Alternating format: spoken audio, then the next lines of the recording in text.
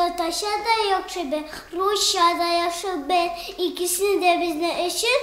İki yakşı değil.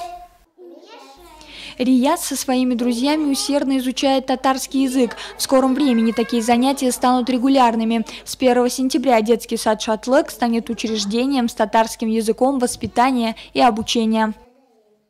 С нового учебного года детский сад «Шатлык» будет применять в обучении татарский язык. Мы уже сегодня готовим методические пособия и уголки на татарском языке. Дети с удовольствием изучают его. Родители должны радоваться, что их чада будут хорошо разговаривать на 2 государственных языках.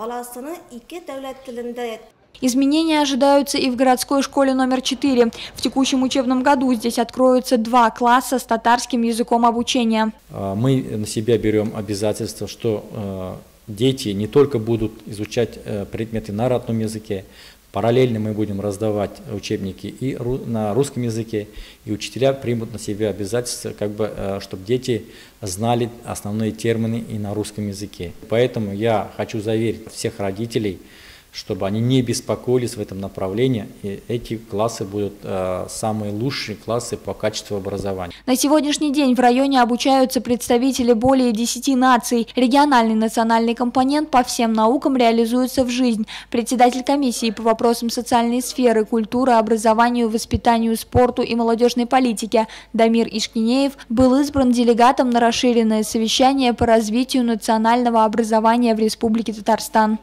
Отрадно отметить, что вопрос национального образования на высоком уровне у нас в районе. Развитие предстоит масштабное, объемное, и татарский язык будет хорошо у нас развиваться в нашей среде, в нашем районе.